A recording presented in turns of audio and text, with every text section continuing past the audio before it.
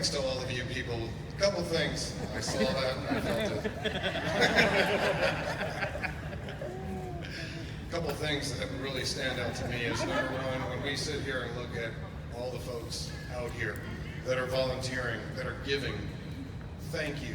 Thank you all for that. That is so important. When I sit here and watch the Korean dog rescue video, it's so disturbing. And to know that there's that much evil in the world, if you so will, when it comes to animals, and that here we're celebrating the goodness that every one of you have brought to the life of animals. So just quickly about Hogs for Paws. A couple years ago, Ken and I, the guy that was up here just now, Latin American Motorcycle Association, we've been partners for a long time, friends for a long time. We decided to do motorcycle rides to benefit animal shelters because motorcycle folks are extremely passionate about their hogs and their dogs. Yeah. Right?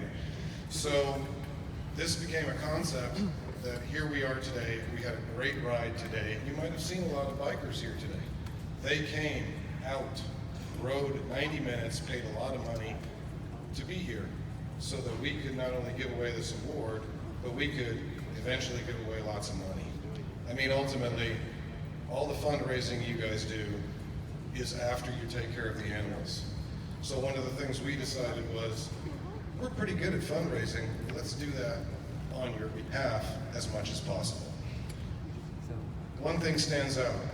The gentleman who won, that gentleman back there with the bad knees, I really appreciate everything that you do, because last year we did a ride for a group called Ranch Hands Rescue. These people rescue abused farm animals, cows, sheep, donkeys, you name it. And they bring in veterans who do not or don't respond to traditional therapy. And they put them out in the field with these animals. And something works. And the animals benefit and the veterans benefit. And I love that kind of stuff because there's, again, so much evil in the world. We got to take care of our own and all of the animals. And so with that said, I couldn't be any more pleased to be here and give away the award for, let me think, man's best friend. And the reason for that is because, again, who's rescuing who? Very amazing.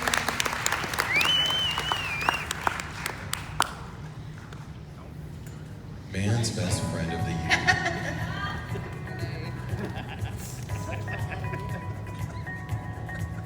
Chrissy Joy and music.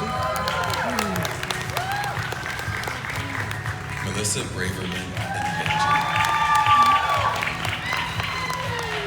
Elle and Lulu.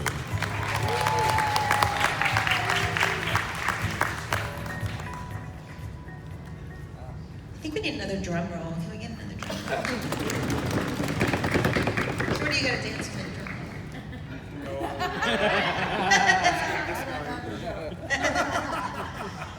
And the winner is Elle and Lulu. Yeah. Lulu was just a regular old pup from an unexpected litter that was surrounded to Forever Yours rescue. At about 12 weeks, the rescue had the puppies ready to go and a very special family approached them. The family has 3 children, one who has a genetic disease called mitochondrial disease. This condition leaves their daughter unable to communicate, walk, or even roll over. She occasionally expresses some frustration or happiness through a grimace or smile. Recently, her family had visited a relative with a dog.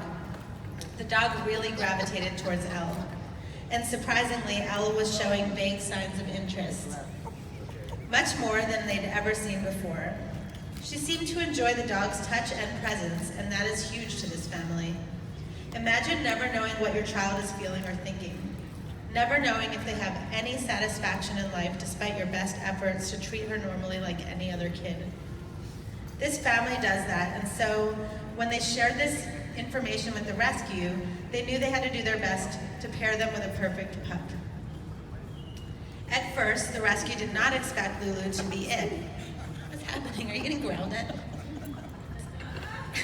Dog in a tutu does not like Shorty. Noted. She was a nervous puppy, and the rescue just wasn't sure she'd be suited for Elle's medical equipment and visitors that she got. But they fell in love with her when they met her, and they decided to give it a shot.